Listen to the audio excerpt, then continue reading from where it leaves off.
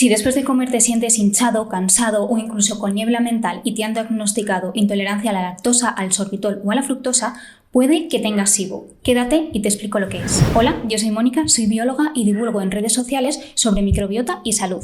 Puedes encontrarme en ellas como @somosmicrobiota. En este vídeo os quiero hablar del SIBO, que es algo que afecta a muchísimas más personas de las que creemos y que se conoce muy poco. Y bueno, ¿qué es el SIBO? Pues las siglas en español significan sobrecrecimiento bacteriano en el intestino delgado. Aunque hablamos siempre de sobrecrecimiento bacteriano, no solo va a haber bacterias, sino también arqueas u hongos. Por eso a partir de ahora me referiré a todos ellos como microorganismos. Ahora, ¿qué significa exactamente el SIBO y por qué es importante que entendamos cómo surge? Pues vayamos paso por paso. Para entender por qué un sobrecrecimiento en el intestino delgado nos puede perjudicar, hay que entender que la disposición de nuestras bacterias en el intestino no es casualidad, sino que se disponen de forma estratégica.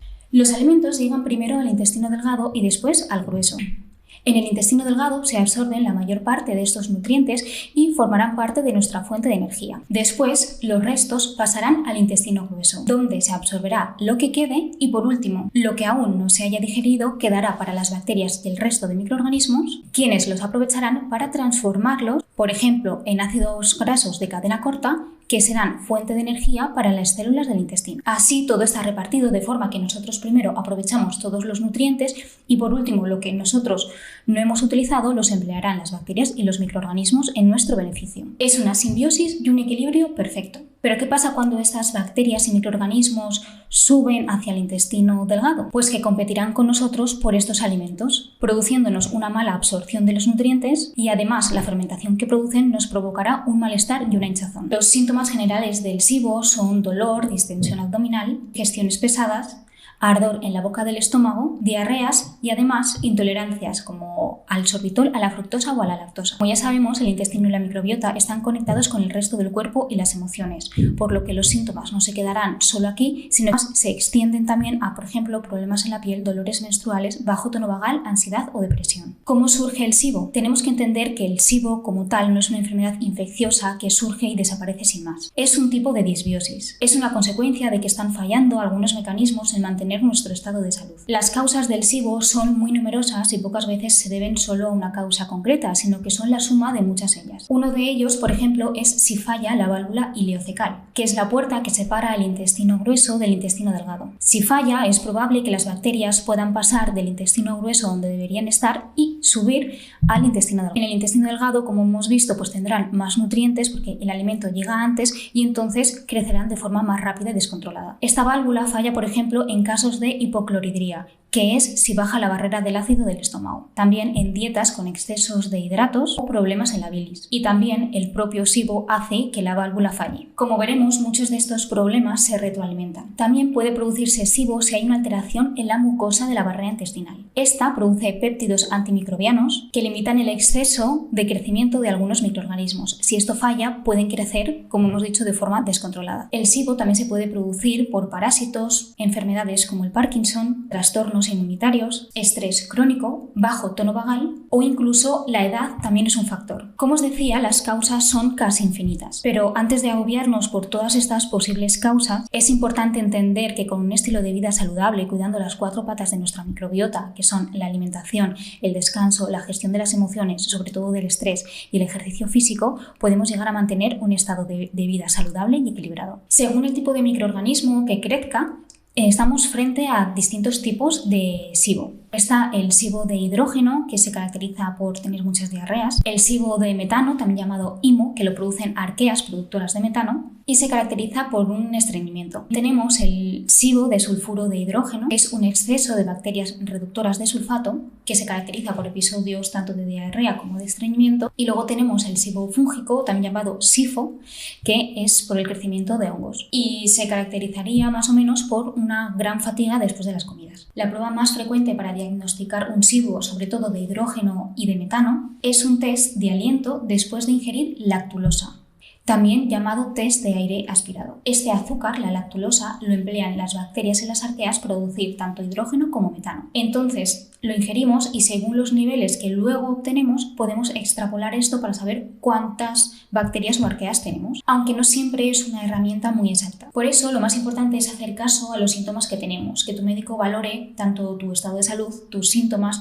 el estrés al que estás sometido, el ejercicio que haces, es decir, tus hábitos diarios. En mi opinión, tiene que pesar más los síntomas que tenemos que cualquier otra prueba. En cuanto al tratamiento, como hemos visto, tanto las causas del SIBO como la forma de diagnosticarlo es complejo, entonces en el tratamiento no va a ser menos. Hay tantos tratamientos como personas con SIBO y este tratamiento siempre tiene que ser personalizado. De modo general os diré algunas pautas, pero el tratamiento siempre tiene que ser individualizado y personalizado. No os quedéis con lo que os diga es lo único que se puede hacer, ni os autotratéis. Id siempre de la mano con un profesional que conozca vuestro historial. Pero quedaos con esta información para saber un poquito más por qué os recomiendan unas cosas u otras. Normalmente el tratamiento del SIBO se divide en 3 fases. La primera fase es la de la eliminación de los microorganismos que nos están perjudicando. La segunda fase es la de repoblar o restaurar, por decirlo de alguna manera. Y la tercera fase es la de mantenimiento. En esta primera fase el objetivo es una acción antimicrobiana y bajar la carga de patógenos. Normalmente se trata con antibióticos como rifaximina o neomicina. Hay que valorar muy bien cuando usan antibióticos, ya que muchas veces es como matar moscas a cañonazos.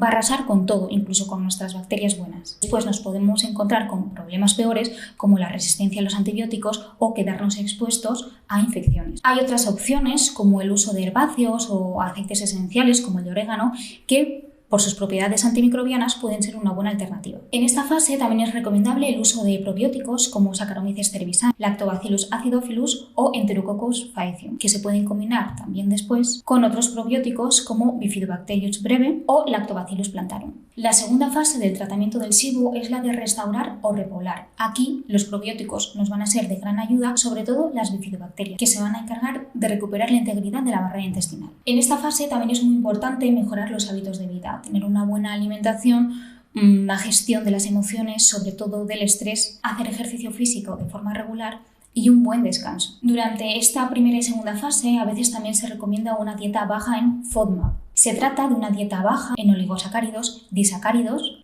monosacáridos y polioles, unos tipos de carbohidratos de cadena corta como azúcares, almidones y fibra. Con esto se va a restringir el alimento de las bacterias y entonces va a disminuir su crecimiento. Básicamente es como matarlas de hambre. Esta dieta es muy restrictiva y elimina alimentos como el ajo, la cebolla, el trigo, las frutas, la miel. Por eso esta dieta no se recomienda alargarla mucho en el tiempo e incluso no es recomendable para algunos tipos de personas. En esta dieta también hay fases, una primera donde se eliminan por completo todos estos alimentos y otra donde se van introduciendo poco a poco, pero no de forma gradual. Es importante entender que esta dieta se utiliza para aliviar los síntomas, pero no es una solución en sí misma.